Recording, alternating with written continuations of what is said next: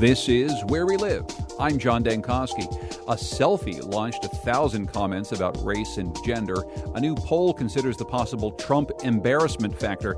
And is anyone surprised the Hartford ballpark is running behind schedule? Today in the Wheelhouse, our weekly news roundtable, we will consider those stories and remind state workers that no matter how unproductive tomorrow afternoon at 3 o'clock is going to be, you'd still better be at work. Join the conversation, 860-275-7266. Again, 860-275-7266. You can comment on our website, wnpr.org/where we live. You can find us on Facebook and Twitter at Where We Live. Also, coming up later... Hey! Happy Festivus, everyone! We'll celebrate Festivus by airing our grievances from 2015. First, I want to welcome in our guests. As usual, our panelist is Colin McEnroe, host of the Colin McEnroe Show on WNPR. Hello once again, Colin. Good morning, Mr. Dankosky. Also with us is Mark Pazniokas. He's the Capitol Bureau Chief for the Connecticut Mirror. Hello, Paz. Good morning. And Susan Bigelow is here. She's a columnist for ctnewsjunkie.com. Hello once again, Susan. Good morning.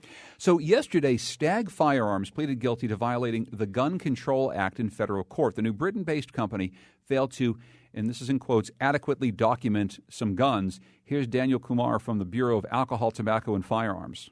When a firearms licensee is not able to provide those records to us, it puts law enforcement behind the eight ball. So when we're talking about public safety and being able to track and identify sources of crime guns, that makes our job that much more difficult. What they're talking about there is guns without serial numbers on them, unregistered machine guns. The president of Stag will sell the company, get out of the business, and have to pay a fine of $100,000. Colin, this is kind of a big deal, and this isn't the first time we've talked about Stag Firearms either. No, so Stag failed to endear itself to many people in Connecticut in 2013 when, in response to the law passed after Sandy Hook, they put out a special Connecticut edition of their AR-15, an assault rifle, which basically could fall below the scope of the new assault rifle law in Connecticut by changing the caliber to .22. So kind of an indication that they weren't always interested in being what we might think of anyway as a good citizen. Here, it looks, and I know Paz has followed this story and has been out there and stuff like that, and he and I talked to the elevator on the way up. I mean, it seems as though the federal government is buying the stupid as opposed to criminal argument about all this. I mean, the level of sloppiness here is just off the charts. Some of their explanations, this all dates back to a series of visits by the ATF in 2014. Some of their explanations are borderline comical. Like at one point, they have these 3,000 so-called receivers. Gun people call them lowers. They're the lower part of a machine gun, but it's where the serial number goes. And one of their explanations at the time was that the person who puts the serial numbers on was on vacation. But they came back a week later and still didn't have the serial numbers on. So, I mean, it wasn't as if the ATF – I mean, there's going to be a narrative within the pro-gun community that this is the intrusive federal government being real jerks and, try to deprive people of their Second Amendment rights. Nothing could be further from the truth. It does look as though – I mean, there are very clear laws. If you're in this business, you know what the laws are. It's like it's the first thing you know is what the laws are, what you're required to do. The laws are very clear, and they just seem to have no interest in following them. Colin says maybe the ATF buying the stupid arguments as opposed to the really criminally negligent arguments. Paz, what do you see here? Well, this ended up in federal court because there was a previous instance that went back even further. So, you don't get three bites at the apple on this stuff. The ATF, as it should, takes the documentation aspects of firearm control laws very seriously. And this company inexplicably, botched it in many, many ways. I will admit I was surprised. I've met and interviewed Mark Malkowski, the founder and owner of the company, several times. He had a great local story. He's the son of a guy who had a tool and die business. He was a hobbyist. He developed a gun that was suitable for lefties, a version of the AR-15. He built it from left-handed people as opposed to liberals. We should be clear about that. Thank you for clearing that up, Colin. It's not like Bernie Sanders owns one. No, it's exactly. All right, I'm done. So, yeah. But anyway, It was this great local New Britain story, and then of course Sandy Hook happened. Their sales initially spiked, as always happens after these with a lot tragedies. of gun makers, yes. With a lot of gun makers.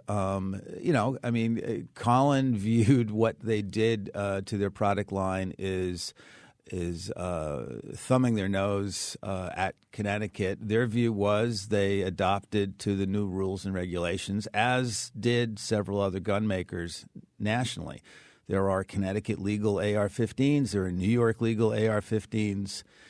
The opponents of gun control, at least as it applies to banning specific firearms, point to these developments as evidence of how difficult it is to ban specific firearms, as opposed to focusing on things like background checks, universal background checks, which even among gun owners, there's a new poll out today, have strong support. I will say, Susan, I talked to Governor Malloy about this issue clearly a number of times between the events of Sandy Hook and now. And one of the things that he was criticized a little bit for was his kind of unwavering stance on gun makers in Connecticut. He was essentially saying, look, we're going to do anything we can do to keep all sorts of businesses here in Connecticut. We don't want businesses to leave. But when it came to gun makers, he really didn't want to hear it, and he really didn't want to sit down with gun makers and talk with them about the work that they do and the business they do. I can only imagine that after what happened yesterday, Governor Malloy is sort of sitting there going, yeah, well, didn't sit and talk to that guy. Didn't seem like he was really playing by the rules. No, it's absolutely true. And certainly this guy and a lot of others made a lot of noise about moving, going somewhere else. And it's true, Governor Malloy didn't seem to care all that much. To Colin's point earlier about the narrative going around about this, I was actually checking out a lot of the sort of pro-gun websites this morning. It's really interesting because that narrative is not appearing as much as I thought it would. That a lot of the reaction, at least initially, seems to be, well, they were really sloppy. They didn't follow the rules. And certainly they're saying, well, sure, the federal government's a hypocrite and this awful law and blah, blah, blah. But I don't see a lot of, oh, no, the government's coming to take our guns kind of thing. They seem like it's just very sloppy. I looked at some of the same sites. Yeah, go ahead. Yeah, and I was going to say, I did not see the phrase Jack booted thugs once. Yeah. You know? It's out there. It's out there, but I agree. I looked at some of the same sites, particularly the ones that really sort of are – there are some sites that have a high level of familiarity with the whole manufacturer question and what the rules are. And I just want to clarify one thing that I said. It's not that the government doesn't perceive this as a criminal matter. There's already been one felony count issued and now another misdemeanor count issued.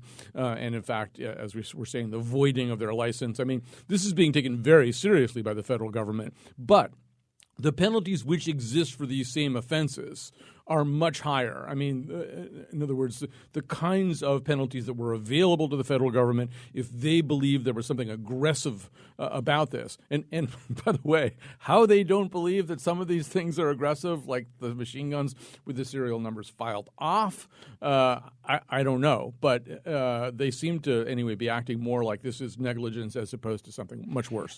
And I think that it's part of a conversation that's come up again, once again, after the events out in San Bernardino. This sort of question about high-powered weaponry ending up in the wrong hands and how it is manufactured legally in places and how it ends up in the hands of everything from domestic terrorists to people who have allegiances to ISIS. And I don't know, Colin, if it stirs up this sort of conversation once again about how we make guns and how we keep track of the guns that we make, but it seems as though this sort of sloppy record keeping, and maybe this is why a lot of the pro-gun lobby is kind of distancing themselves from Stag Arms right now, it sounds as though this might raise a big conversation once again in America about how we keep track of the guns we make. Yeah, and maybe that's the better point to make about the difference between how this is being perceived by two different camps.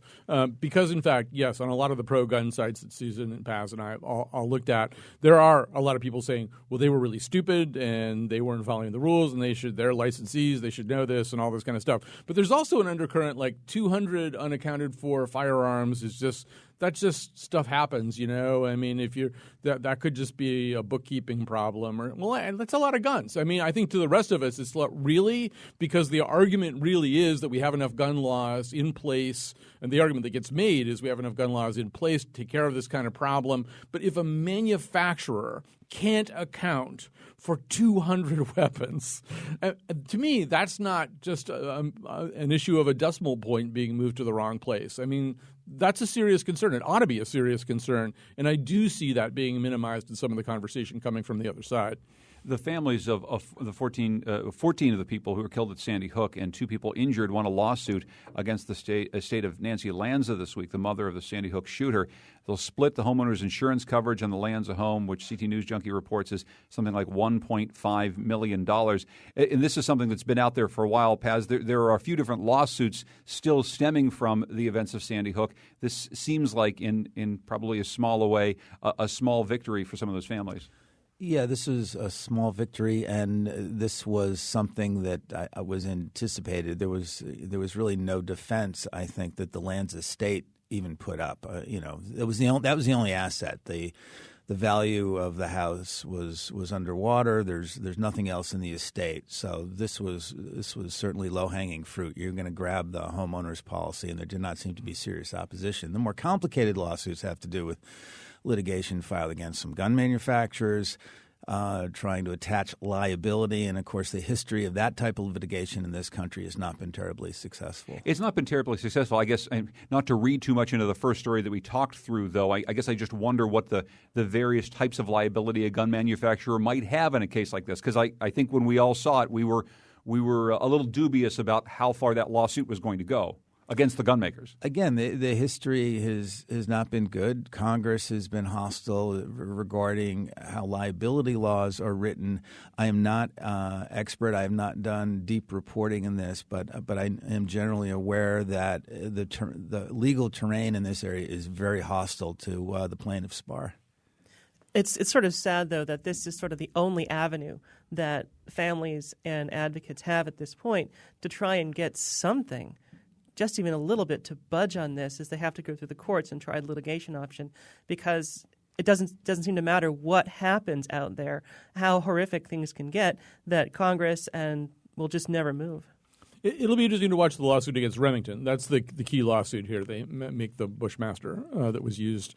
I hope I have that right, because I'm going to get emails otherwise. I know there were lawsuits against Remington anyway. So, yeah, at the federal level, there was a carve-out, a legislative carve-out for gun manufacturers, so that they're simply not held accountable under conventional liability laws, which is sort of mind-boggling when you think about it. But this suit has made enough progress into the courts that it looks as though, I think it's Josh Koskoff, the same lawyer who handled this case we're talking about right now, it looks as though there may be some terrain to explore here, even given the existence of that carve-out. So it's a case worth watching to see, because the other part of this is, that it also depends a lot on how that gun gets defined, because I spent a lot of the morning geeking out on machine gun laws in both at the state and federal levels, and they're a little bit more complicated. Some question about whether you could call this a machine gun. It's pretty clearly more of a semi-automatic, but I don't know. There might be some room to do something here.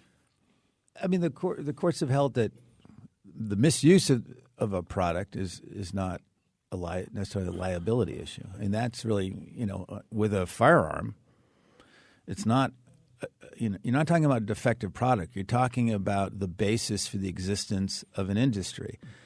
And if there's a major liability finding in a case like this, you're going to find the gun industry badly in need of liability insurance, and you're going to see the insurance industry looking at 30,000 plus gun deaths a year and saying, "Thank you, no, your business is not wanted here." But that's the reason for the carve-out, right? This isn't a hoverboard that catches fire. This is a gun that kills people when it works, the way it's supposed to work. Now, of course, there's one more story in this week's news connected to all this, and again, in as small a way as possible. Another small victory, it seems, for some of the families of the victims. In the Connecticut Mirror's Viewpoint section, the parents of one of the victims, 6-year-old Noah Posner, wrote about conspiracy theorists, people who are actively saying that the Sandy Hook shootings just didn't happen. Last week, Florida Atlantic University moved to fire Professor James Tracy, who'd become known for denying that the school shooting actually happened. Again, Susan, this is in many ways a very, very small victory, but it does show that there's some movement in public consciousness about the existence of people who are actively saying, including on college campuses, that this terrible thing that happened didn't happen. Yeah, and there's a I think they're trying to frame this as a debate about academic freedom, and he can say what he wants to say, but there is a line, and this is what the university seems to be saying, is that no, there's a line here that he crossed. I mean, this went beyond just saying things online. I mean, he was contacting the family. He was demanding that they dig up their son to prove that he was actually dead. I mean, just awful, awful, awful stuff. There's a whole area of scholarship about deniers of the Holocaust, deniers of 9/11, deniers of Sandy Hook, JFK assassination, and some of the academics. And yes, folks, there are other academics who are involved in this area. They tend to be deniers across the board. There's a retired University of Minnesota professor named Jim Fetzer. There's this James Tracy at Florida Atlantic. And if you read their work, what you find is, the consistent theme is seizing on seeming little small inconsistencies and saying, aha. But the really weird thing about these guys, when you flip it around on them and point to huge inconsistencies, both lapses in basic logic as well as the facts, they completely shut down. And these are academics. Now, in the case of Professor Tracy at Florida Atlantic, the thing that was unusual here is, you can say it's amusing to some degree to have people debate the melting point of steel and how jet fuel could or couldn't have resulted in the collapse of the World Trade Center. This was a direct engagement with parents of a dead boy. And to believe, again, this is a professor who teaches communication. One of his courses is the culture of conspiracies.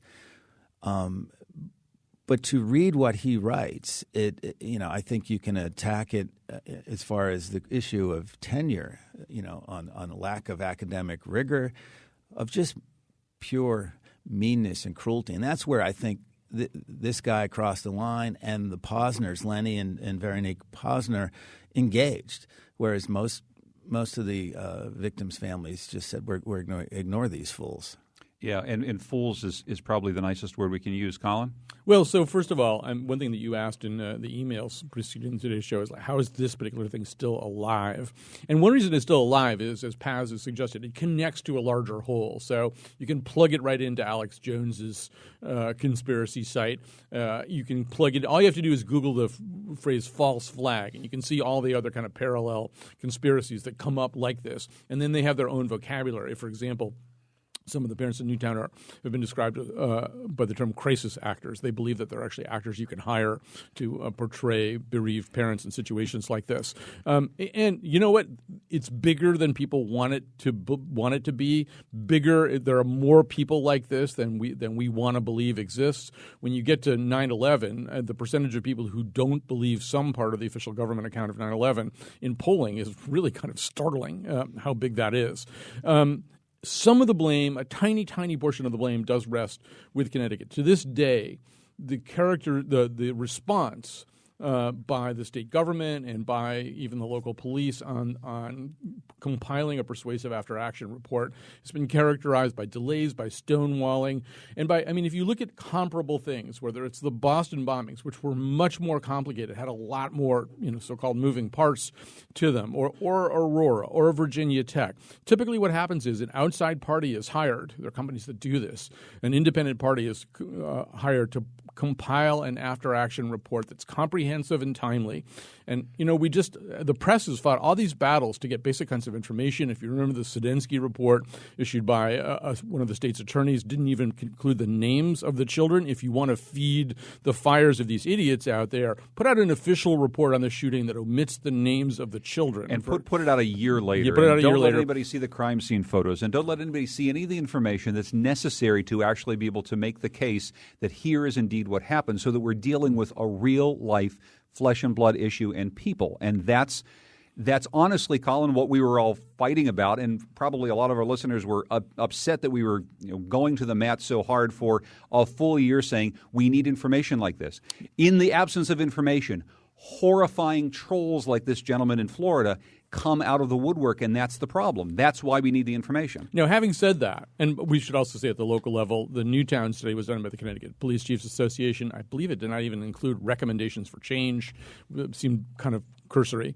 Having said all that, I mean, the 9/11 Commission, although it had its flaws, did a very complete report of all this in given how gigantic that was, a pretty timely fashion. And it didn't really stop this stuff. So on the one hand, yeah, I think the more sunlight you put on this, the better.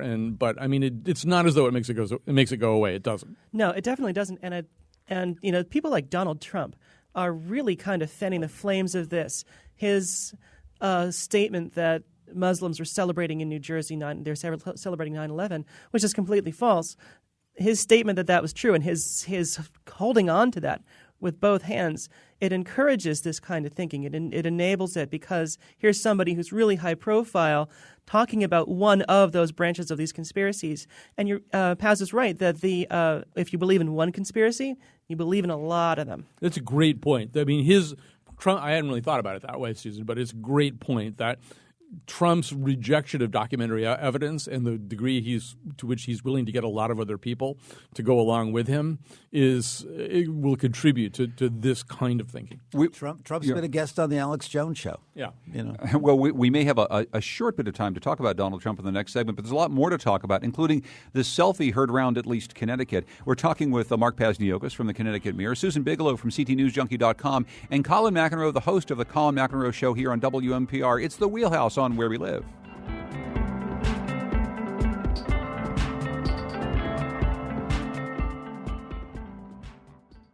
This is Where We Live. I'm John Dankosky. Today it's the Wheelhouse, our weekly news roundtable. We're talking in the Wheelhouse today with Susan Bigelow, a columnist for CTNewsJunkie.com, Mark Pazniokis, Capitol Bureau Chief for the Connecticut Mirror, and our own Colin McEnroe, who hosts the Colin McEnroe Show, heard each weekday at 1 o'clock. What's on your show today, Colin? It's a show about what we call techno-unemployment. Somewhere out there right now they're making a robot, Mark Pazniokis robot, that will be able to and it will be actually programmed to withstand boredom better than any human being can be, so that it can sit in the Program Review and Investigations Committee meeting or any other legislative hearing and never, ever, ever want to just keel over and die. But the question is, what will Mark do? What will Paz do after the robot comes? Will he have some other really much more fascinating job, or will he sit in a tree and learn to play the flute? We'll find out. We have the FANF 990 model already. That's right. I know. Well, for next Christmas, boys and girls, it's PazBot. It's coming to your Christmas tree.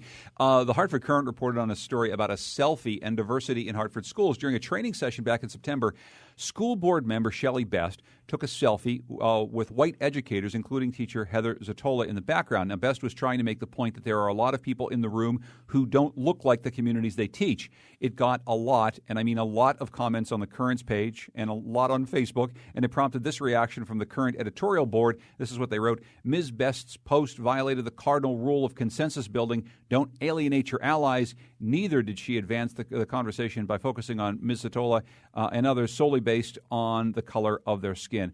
Colin, what do you make of all this? Too much talk about a selfie? Yeah, we used to have an editor at the Current. I don't know if Paz will know which one this was, who would occasionally complain of too much overkill. This is I thought the story was too much overkill. I mean, when I first saw the story, I thought, wow, it's leading the paper. It's basically a story about hurt feelings. It's a story about how you do something kind of simple and that maybe would be a little bit more routine in normal life. You put it on social media and just a whole bunch of things happen and it gets a lot worse. And everybody winds up getting a lot more hurt by it than you ever could have imagined. You get hurt by it. You, in this case, is Shelley Best. The other person gets hurt by it, Heather Zatola. But, I mean, and then, of course, then you have to cover you have to write editorials about it and everything. But on the other hand, this story does illustrate a whole bunch of things, including how digital life works these days and how these things can happen. It brought to the surface a bunch of, I was not familiar with the term white fragility, but apparently it's around, it's out there. You know this term. I never heard about white fragility before. I will just very quickly say that, I think Reverend Best has thought better of all this. And obviously, it wasn't a great way to make a point. You don't want to use people as means instead of ends. You don't want to use people as props to make your point. you're on the Board of Education, you probably have better ways of addressing what we all agree is an interesting and important and potentially serious question. Having a diverse stock of teachers in an environment where the student population is very diverse. But you're on the Board of Education, so you should be able to do something other than take a selfie. You should be able to enact meaningful change without this is kind of jerky behavior, I think. A couple of thoughts. I mean, I thought it was colossally stupid behavior on Reverend Best's part. You are one of the bosses. If you think there's an issue, and there is an issue as far as the lack of recruitment of minority teachers, you are in a position to do something about it.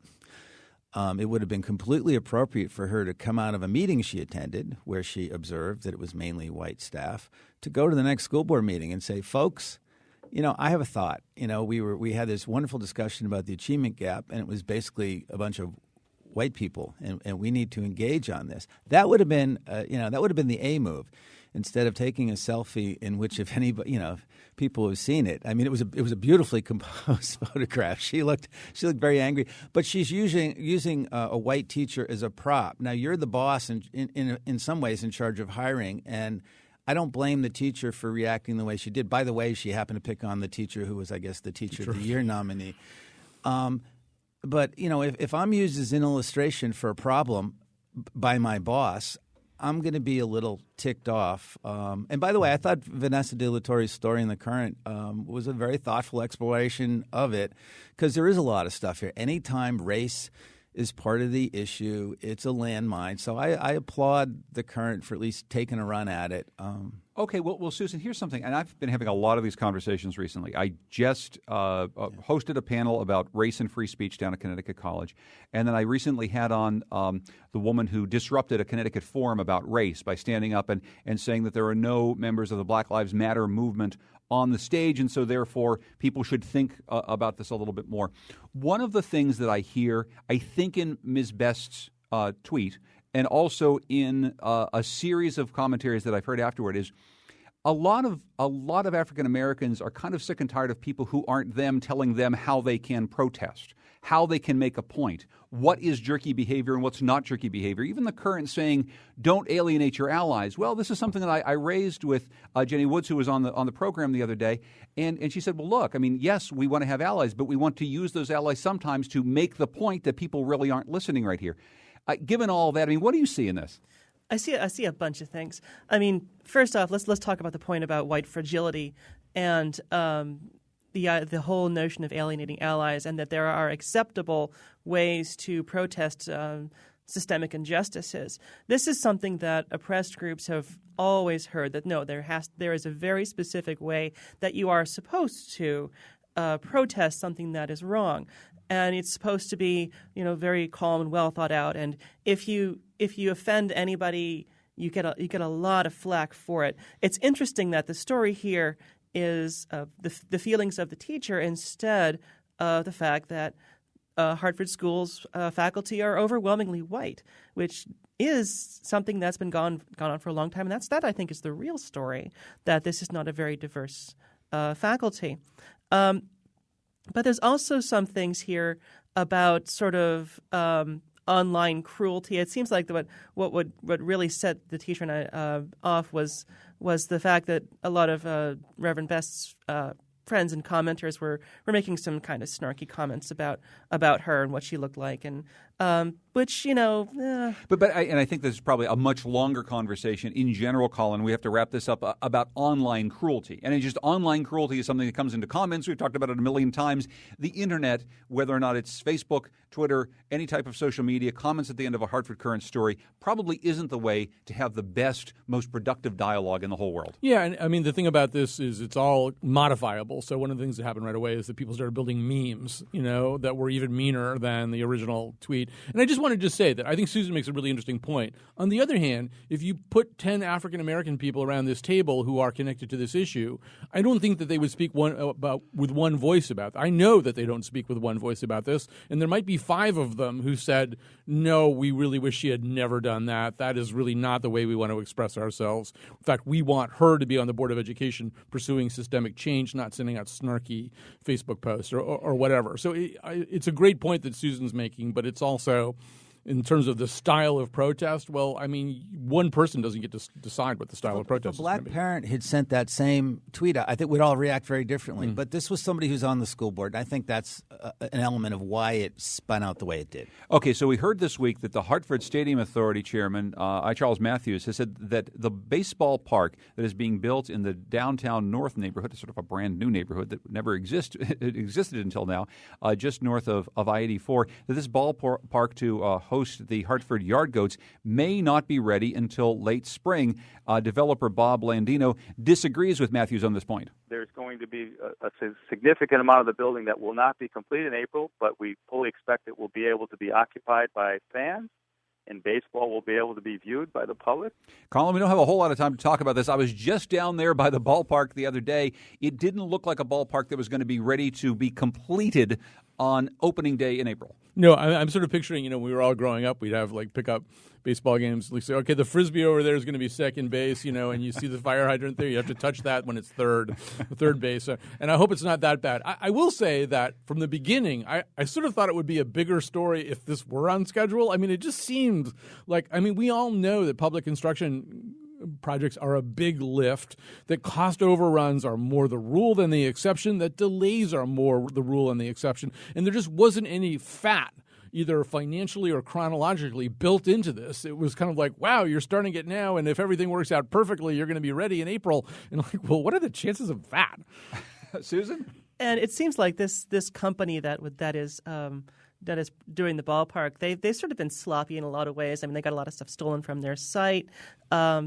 They seem like they had a lot of problems. But it's interesting that the stadium in New Britain, which was built in 1996, that actually was built in a year. And that was done on time. So it can be done. It's just not being done here. But it was also built in a place that there wasn't a whole lot else around it except for some other ballparks, as opposed to building one right in the downtown of a city. And they had the old ballpark right next door, so there was no pressure on the completion. This is a little different. They have to deliver a playable field sometime in mid-April. But if you remember going to games at the old Beehive Field, there was a little bit of pressure. You probably wanted to get out of that ballpark. But still, I take your point. As a matter of fact, we have a call coming in from Bob Landino, who is manager of Dono Hartford LLC and the builder of this ballpark, who we just heard on tape. Bob, thanks for calling in. I appreciate it. No problem. Good morning, John. Good morning. So where are we with the stadium construction? Are we behind schedule? So we are planning to play baseball on or about the time frame of the first week of April. And if you look at the stadium from the exterior, I agree that it does look like it's a stretch to complete, and it certainly is aggressive. And I agree with the comment that both the chronological and budget constraints on this left little room for slack. But if you look at the inside of the stadium, and we could certainly forward a picture, you'd see that it's further along than most people think. The issue is not finishing the stadium. The issue is simply that the architecture was completed in late spring, and we tried to value engineer that architecture, which was entirely directed by the city of Hartford. They did not assign the architect to us until mid-June, and by then they made it contractually clear that the design was complete. We tried from mid-June to the fall to bring it back into budget because there were things that were added to the stadium that were very significant that were not a part of the original design that we estimated. And so just like when you build a house and you get a preliminary set of plans from an architect and you get a budget from a contractor, and then during the course of finishing the design you add bathrooms or you add a finished basement or you add things to the house, those things become additional costs, and the owner, in this case the city of Hartford, has to reconcile that. And I think the only difference for a lot of people would be that if the work on your house isn't done, you can stay at the Radisson down the street. But if the ballpark isn't done, as Colin said, I don't know where you're going to play. I mean, if we're pushing now to April and we're hopeful that we'll be starting in or around the time, I mean, does opening day of the Hartford ballpark in April happen with a team playing on a field and fans in those stands? Yeah, I believe it does, and I believe, presuming that the issue of the budget difference is not reconciled expeditiously, which I think is a fair assumption, our goal is to build a stadium that fans can come and enjoy with many of the features that were added to not be completed until such time as that funding is in place. So it will not be a complete stadium, but our goal is to complete it in April. What we will propose in the next day or two is that if it's delayed 3 or 4 weeks to the first or second week of May, we could save a significant amount of money on winter conditions. Although with this winter, maybe that won't even be necessary. But assuming that it does have, there is significant winter issues in February and possibly in March, we could save money and try to reduce that deficit by delaying the opening by 30 days or so, and working with the team to develop an away schedule for that period of time. But in that time frame, certainly it will be playable. And Bob, thank you so much for calling in. Bob Landino, building this Hartford ballpark in downtown North. Thank you very much. He is catching maybe the best winter of all time if they want to get this. If they want to get this ballpark done. Temperatures in the 60s and 70s over the course of the next couple of days. Look, maybe something else getting built in Hartford, north of downtown. The Mohegans and Pequots teaming up in hopes of building a third casino along the I-91 corridor somewhere north of Hartford. A lot of towns are under consideration. Now, Colin, we're talking about near the Xfinity Center in the North Meadows. Yes, maybe a Hartford casino? Yeah, my theory about these two related stories is it's part of the Grinch's plan to ruin the Bronin family's Christmas. So Luke Bronin is about to come into office, and every day he picks up the paper. Well, I'm sure he finds that out before the paper comes, but he goes, what?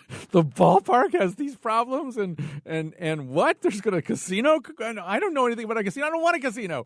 So... And the fact that he doesn't want a casino probably means it's like a non-starter once he gets in there. I mean, I don't know how far this could go with a mayor who's really pretty solidly on record as opposing it. But, on the other hand, everybody's sort of jumping in the game here. I will say that if you're going to put a casino somewhere and you're worried about it damaging the environment. Well, I mean, the North Meadows is already kind of Potterville anyway, right? It's like all these sex clubs and things like that. There's car dealers, there's sex clubs, and there's a big landfill right across the highway across from it. Sounds like a nice place to put a casino. Urban casinos have issues that more rural casinos don't. And Hartford went through this debate when Carrie Saxon Perry was mayor. Steve Wynn was here. Steve Wynn was here, and he was gonna come here, right here in River City, and save things. And I believe every corporate leader, and back then, I'll grant you, there were more, spoke with one voice that this was not what they wanted to see in Hartford. Yeah. Speaking with one voice, maybe back then, but Susan, it's a different time. There's different economic conditions, and the state seems to be behind this notion that a casino should be built somewhere in order to stave off the hordes who are going up north to Springfield, right? No, sure. That's what they think, that lots of people are going to go to Springfield. Springfield certainly thinks and hopes so. How true that is, who knows?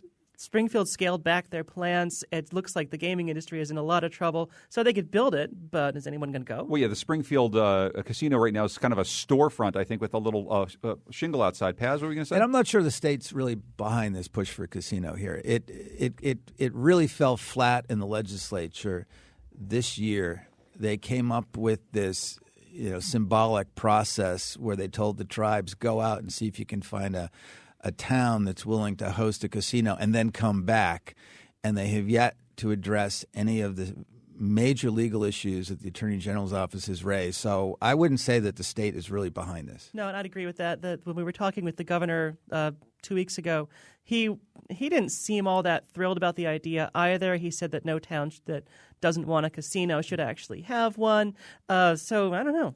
I'm really disappointed in both of you. Don't you realize this is about jobs? Don't you realize that this is about two companies, the casino operators? They care about jobs. You act as though they're just trying to protect their handle.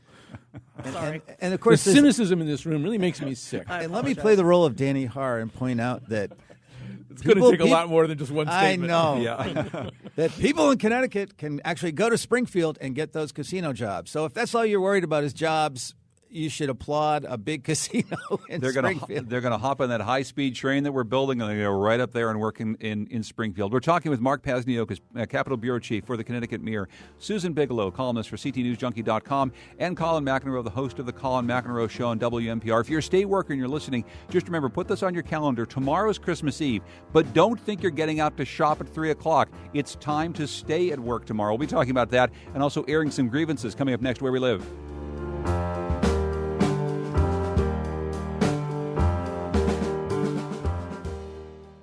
This is Where We Live. I'm John Dankosky. Coming up tomorrow, it's been 22 years since the New York Times lost Jeffrey Schmaltz, a fearless journalist who pushed the boundaries of AIDS reporting in 20th century America.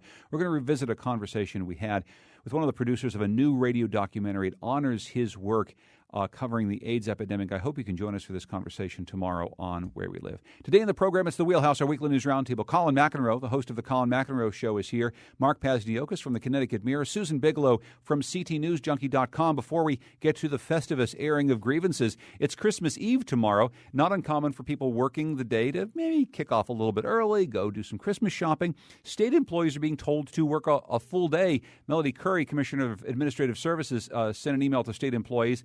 In an interview with The Current, she said, one gentleman has emailed me twice. He's upset that I sent out this memo. He's not happy that I did this. I think I'm Grinch Curry. What do you think, Paz? I mean, everyone kicks off early. I mean, should we be telling state workers, you can't leave until the workday is done? Most state employees have banked a lot of time. They get personal days. I believe it's 18 paid state holidays. So if you want to take off on Christmas Eve, then you know what? Reach into that bank and spend one of your personal days. Mark Grinch-Niokas, what do you think? I'm going to the DMV at 3:30 tomorrow and get my going to the DMV. Renewed. You won't get out of it until after Christmas. I used to work in retail. I used to work at JCPenney. And I know that the state employees now will know who they are because they'll be the ones who come in at 6 o'clock p.m. on Christmas Eve. They stagger in, look at the empty shelves, and go, I need a sweater.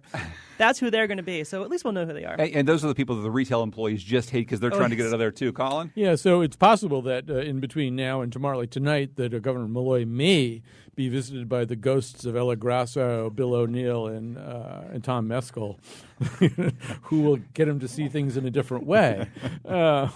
However, I will say that obviously there's a little bit of window dressing here, right? And so some of this is like the state took a kind of a bad publicity hit. Former colleague of Paz's and mine, Joe Nunes, writing about this terrible experience that his daughter had trying to deal with the DMV. Yes.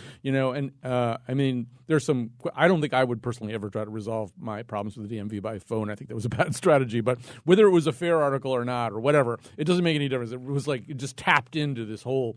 It hit a tripwire of civilian discontent about this. So, in a way, this is sort of a little bit of pushing back against that. It's kind of like, oh, no, we take this stuff very seriously. In fact, you're going to, start drinking at 4 o'clock on Christmas Eve, but our employees will still be there. Not to say that some of them. It might be interesting to go to DMV and see what your license looks like. People have been hitting the eggnog in the back room. Eggnog pretty hard. Okay. Well, as we wrap up this hour on this day, 2 days before Christmas, it's a time to officially do this. The tradition of Festivus begins with the airing of grievances. Yes, indeed. It's the first time I think we've ever held a Wheelhouse on Festivus. And Mark Pazdiokas, I'll start with you. I mean, you're pretty good at airing some of your grievances here on the program. I mean, what are some grievances that you have to air about 2015? One of them, and it comes to me lately, is the erosion of the importance of transparency in public life, in media life. If Sheldon Adelson wishes to become the Rupert Murdoch of Nevada and buy a newspaper, then God love him. Put your money down, buy your paper, but own it, man. We have a publisher in Connecticut named Michael Schroeder of the New Britain Herald, whose name appeared somehow on that LLC agreement to purchase that paper.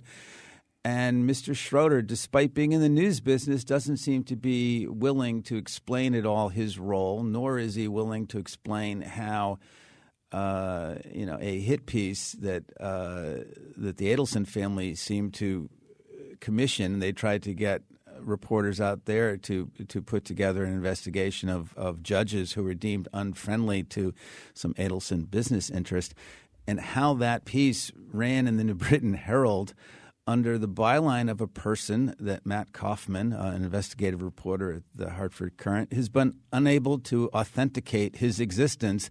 And Mr. Schroeder basically said, it's no one's business. So anyway, that's my big peeve this week. I don't know if it covers the whole year. But that's a pretty good year in grievance, I have to say, and probably something we could devote a little bit more time to. How about you, Susan? Any grievances to air? Oh, geez, yeah. As we gather around the Festivus poll, Yeah. let us air our grievances. My big grievance this whole year has been sort of people who are constantly naysayers about everything in Connecticut. And this is not just a Connecticut phenomenon, but it seems like it's really bad here. That whenever we try to do something in Connecticut that might make our lives a little bit better, there's always going to be lots and lots and lots of people who come out of the woodwork and say, no, we can't do that. It's not going to work here. And, I'm thinking about the busway specifically because there's so much negativity about that. But there's a ton of other examples. And it all just has to go back to our state's sort of self-esteem issues where we don't believe that we can do anything. I'd like to see a little less of that.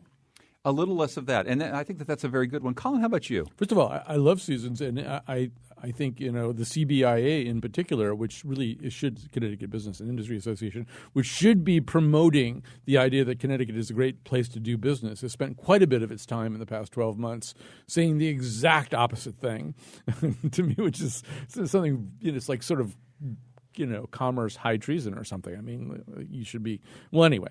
I agree. Second that emotion. I think one of my grievances has been that the inability of college students, including students at my alma mater down in New Haven, to prioritize their concerns. And so there are some real concerns on college campuses right now, and they actually dovetail pretty closely with the Shelley Best, Heather Zatola story, that college students would like to have a more diverse environment. They'd like to have more diverse hiring of professors. They'd like to have more professors that are representative of different minority groups, which is a great issue. For some reason or other, they're talking about Halloween costumes.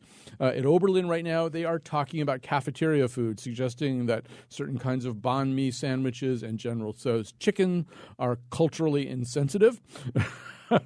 And so, look, you're college students. You're supposed to be able to, put a few thoughts and words together. You're supposed to be able to explain what you're really concerned about. And every time they bring up something stupid, and they've brought up a lot of really stupid things, and people say, well, you're being stupid, they say, well, that's not really what we're concerned about. We're concerned about these other things. Well, good. Bring up those other things, all right?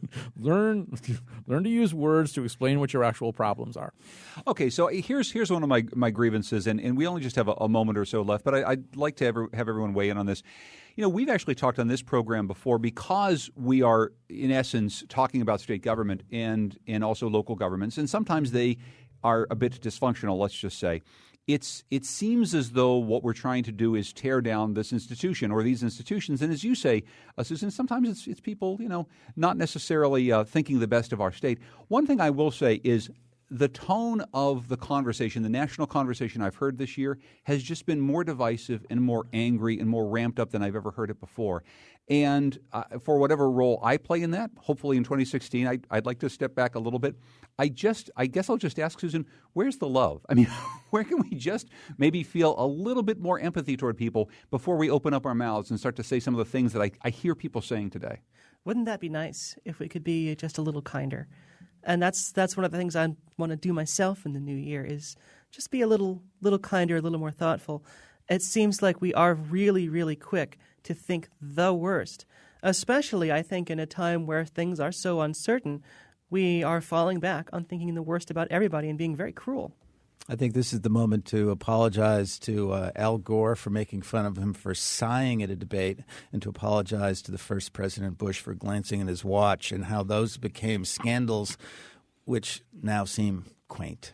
Quaint, certainly, with everything else happening. Colin? I'll give some love to a Republican, Lynn Fasano. Lynn Fasano really, I think, has far exceeded my expectations for him as the minority leader in the Senate. I think he really has been kind of what we hope for. Is he is the loyal opposition. It's his job to criticize a lot of Democratic proposals, but it's also his job to seek consensus whenever possible. And I'm not saying he's perfect at it or anything, but I actually think he's done a remarkably good job at consensus seeking with some of the Democrats. And if there's a role for the incredibly beleaguered minority to play, he's playing it pretty well. A little bit of love there from Colin. I have great love for the people who put together our program, like Lydia Brown and Tucker Ives, Kyone Wolf, Heather Brandon, and our executive producer, Katie Tolarski, our interns, Zachary LaSala and Nate Gagnon.